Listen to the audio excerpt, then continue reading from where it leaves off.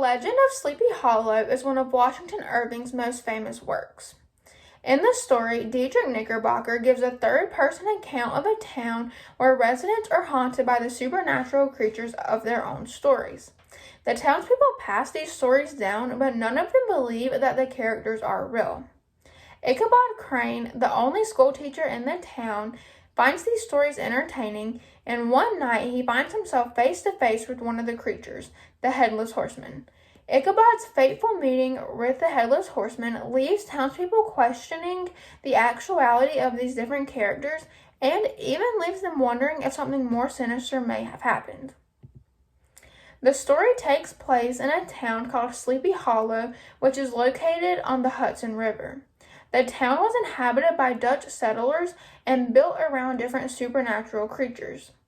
The gloomy and haunted feel of the town sets the mood for the rest of the story, which takes place in the late 1700s. One of the main characters of the story is Ichabod Crane, who is considered the main protagonist. He is the only schoolteacher in the town, and since he doesn't make a lot of money teaching, he stays with different families, bouncing around from week to week. Out of all the characters in the story, I would say that he had the biggest epiphany. He went from believing that none of the creatures in the stories were real to interacting with one at the end of the story, during which he found out there may be some truth to the different myths. Another main character is Brom Bones. He is considered manly and heroic, but he is also very immature and a big jokester. Out of everyone in the story, he is considered the main antagonist. The final main character is Katrina Van Tassel. She is described as beautiful and flirtatious, but the main thing to know about her is that she is the daughter of a wealthy farmer who is going to be inheriting all of his riches after he passes away. Since Katrina is beautiful and gonna be rich one day, a lot of men want to marry her in order to inherit those riches, which creates the main conflict of the story.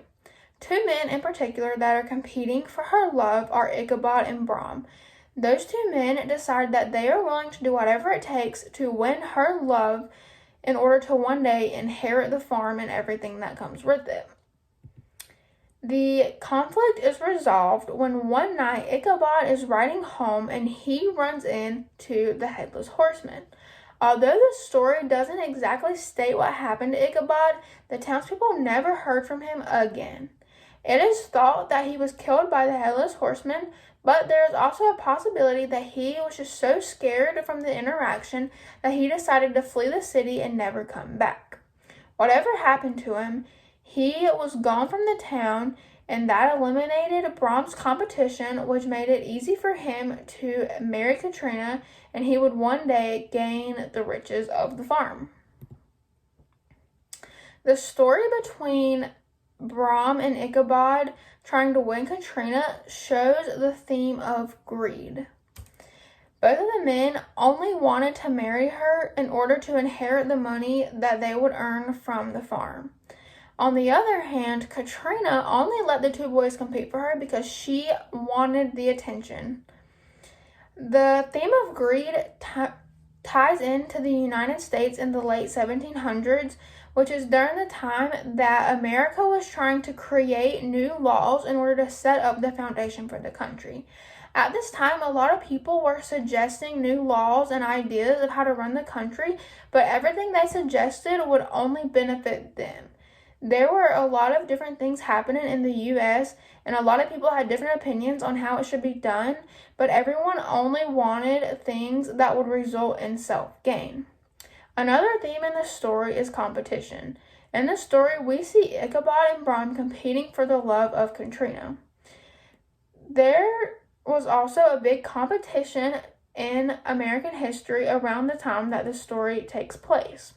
Not long before, the United States was in a big competition with Britain over who would rule the colonies, and ultimately it led to the Revolutionary War, where America won control and freedom from the United Kingdom. Finally, there are quite a few examples of figurative language throughout the story. One example of a hyperbole can be seen when Irving describes Ichabod Crane. He says that he has hands that dangled a mile out of his sleeves. There are also a few examples of alliteration, and in the story there are a lot of alliterative pairs of words, such as Sabbath stillness, broad branches, and even one of the main characters' names, Brom Bones. Finally, there are a few similes throughout the story. Washington Irving compares the people of Sleepy Hollow by saying they are like those little nooks of still water which border a rapid stream. He also says Katrina is rosy-cheeked as one of her father's peaches. Overall, Irving created an entertaining story that continues to captivate readers and likely will for centuries to come due to the details, strange characters, and mysterious ending.